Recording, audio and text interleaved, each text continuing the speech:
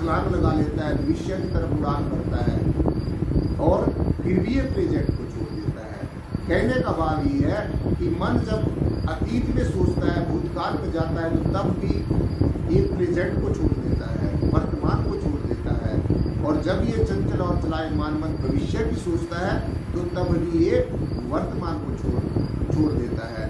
हालांकि होना ऐसा चाहिए कि ना तो इसको भूतकाल के बारे में सोचना चाहिए, ना इसको भविष्य के बारे में सोचना चाहिए, क्योंकि जो वर्तमान में हम लोग कर रहे हैं वो ही हमारा भविष्य है।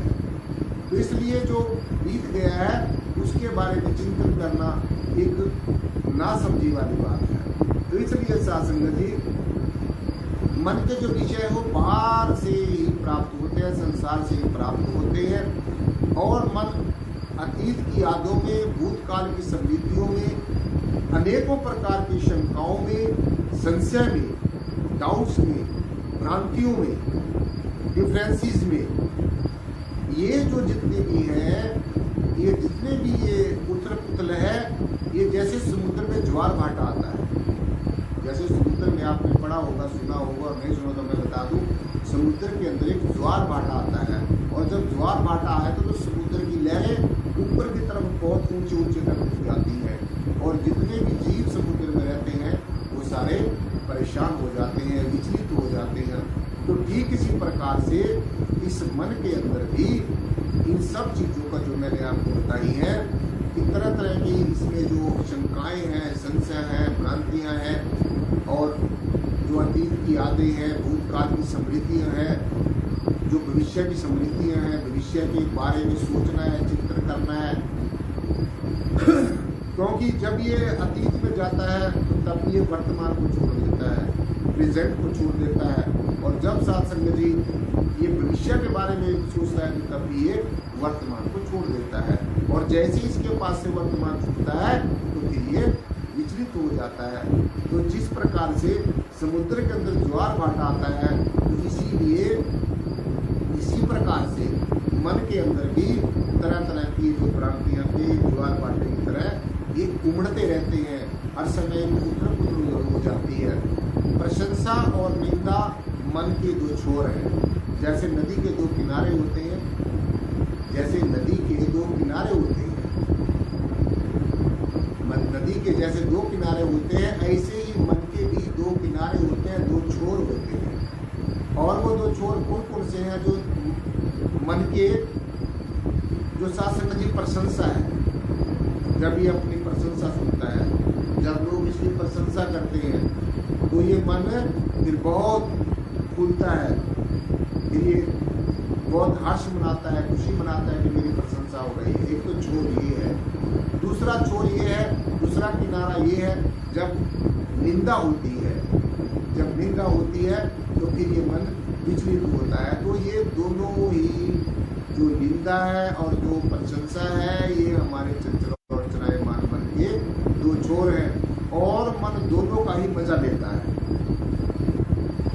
मन दोनों का ही मजा लेता है, जीव परेशान होता है, मन दोनों का ही मजा लेता है, प्रशंसा का भी मजा लेता है और जो है निंदा का भी मजा लेता है, विरोध का भी मन मजा लेता है। दोनों तरह से मन मजा लेता है।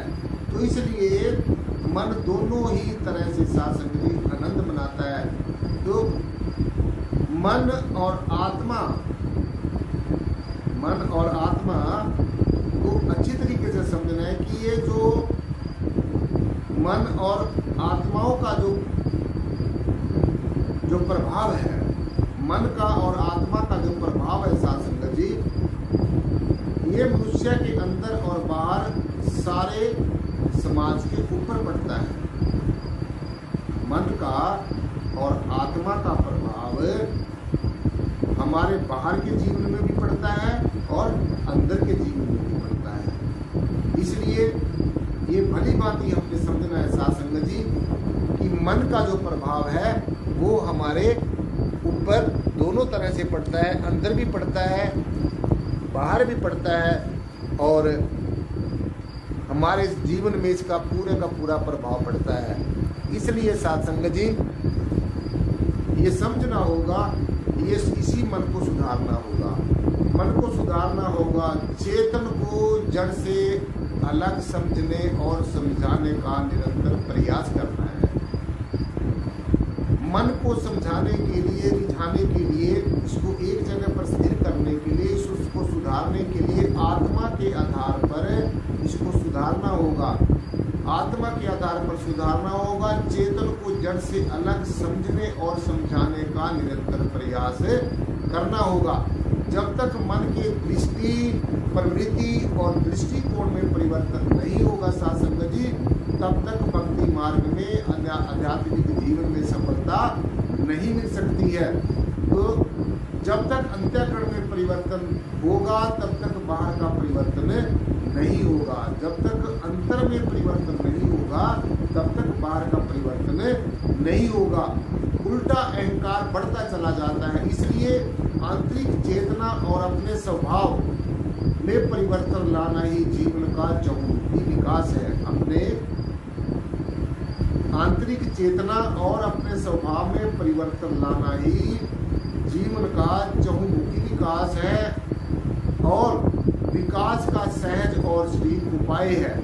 मन में अड़िग आस्था हो, दृढ़ संकल्प हो, श्रद्धा हो, विश्वास हो, सदगुरु के प्रति पूरा समर्पण हो, ये बहुत ज़्यादा जरूरी है।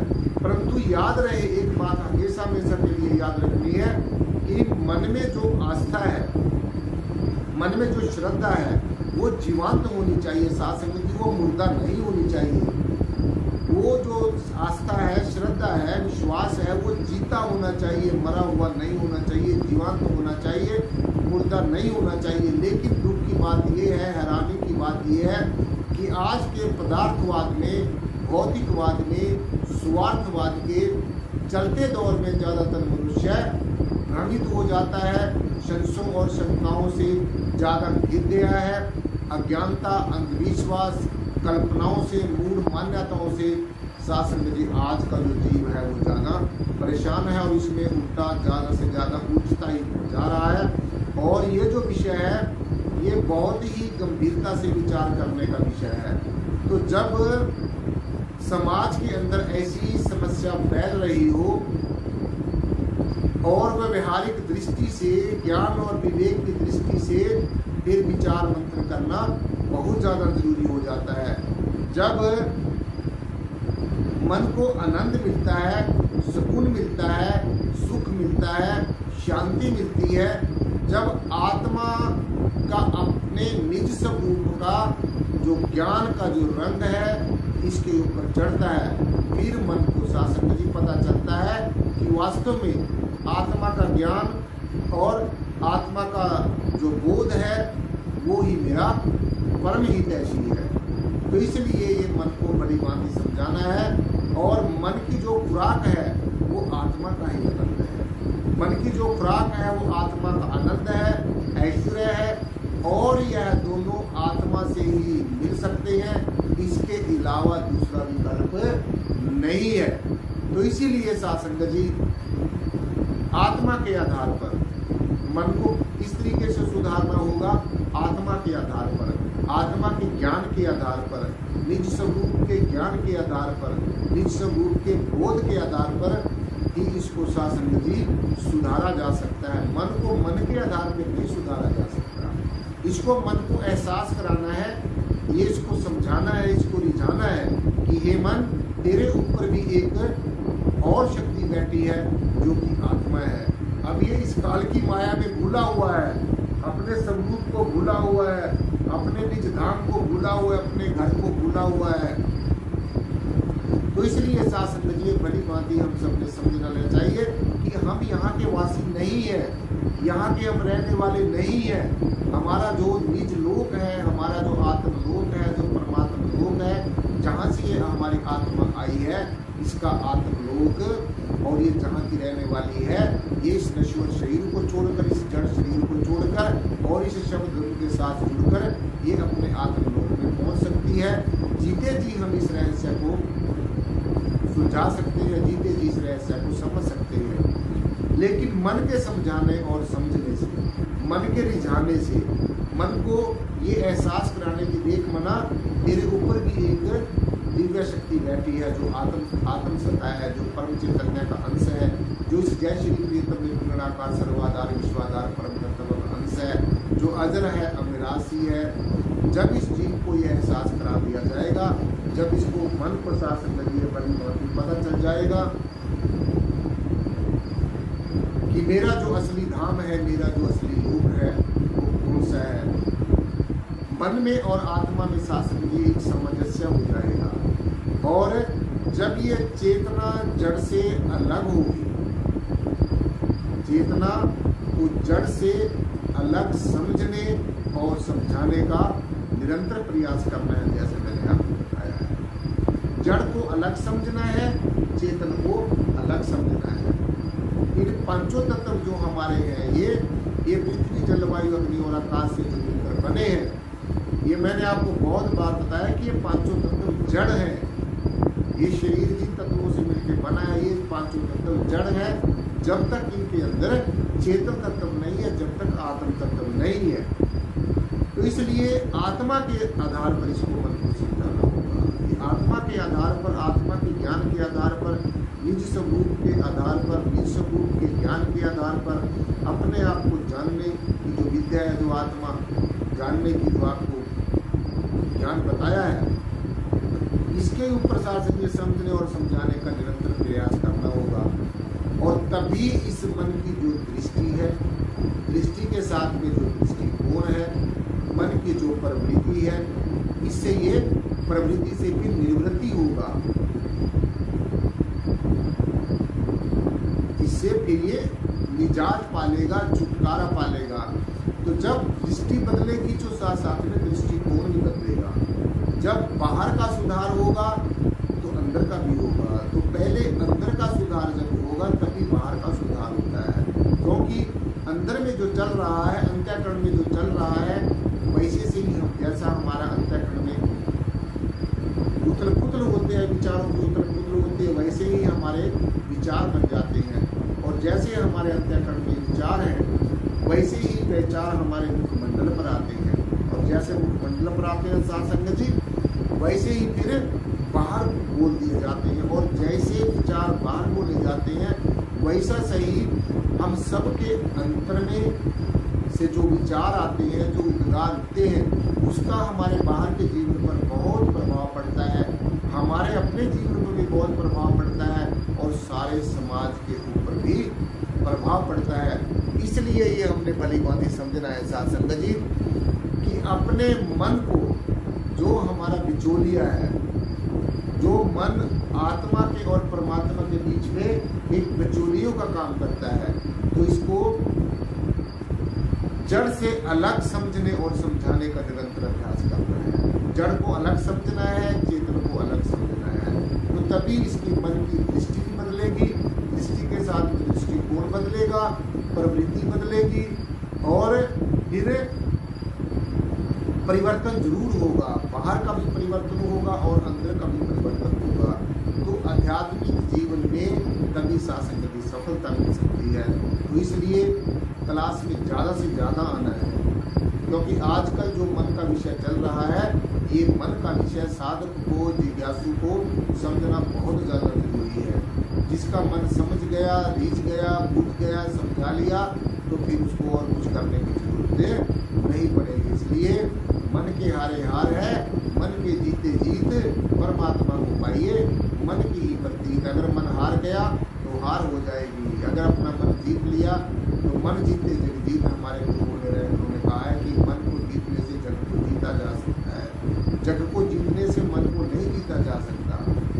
तो इसलिए हर समय परमेश्वर की बंदी, खुदा की इबादत शासन दिए हमेशा करते रहना है, और अपने आप को शासन जी सदगुरु भगवान के पावन श्री चरणों में हमेशा समर्पित करके अरदास करती है सबके मंगलमय जीवन के लिए, विश्व के कल्याण के लिए, अपने समाज के लिए, अपने राष्ट्र के लिए, सबके लिए सदगुरु भगवान के पावन श्री चरणों में अरदास करनी है।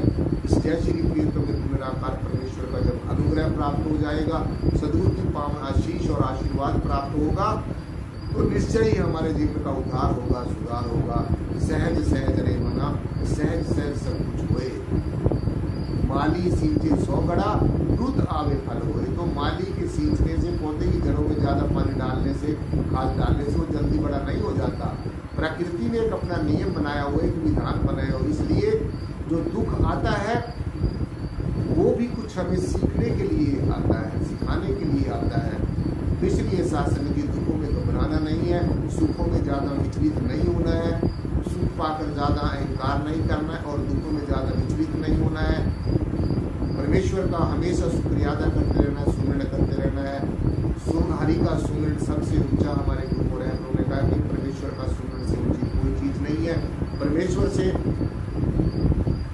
सुमिरन करने से शास्त्र में जी कुछ भी अच्छा नहीं है। सबसे अच्छा, सबसे ऊंचा, सबसे ऊंचा परमेश्वर का सिमरन है, खुदा की इबादत है, परमात्मा की भक्ति है।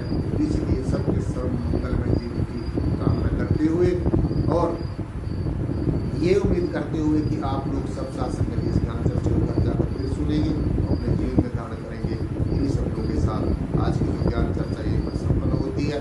शास्त्र में जी बड़े प्यार और सत्कार के साथ बोलना जी निराकार जी। जो बोले किस बलिहार परम पूजनीय सदगुरुदेव बूटा सिंह जी महाराज की जय हो।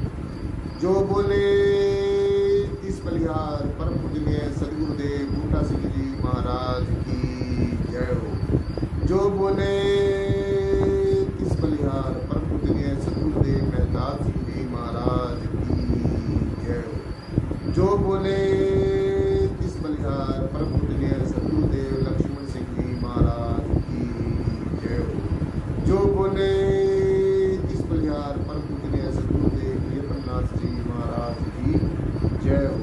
जो बोले किस बलिहार सर्व संत समाज की जय हो। शास्त्र जी बड़े प्यार और सत्कार के साथ बोलना जी धन निराकार।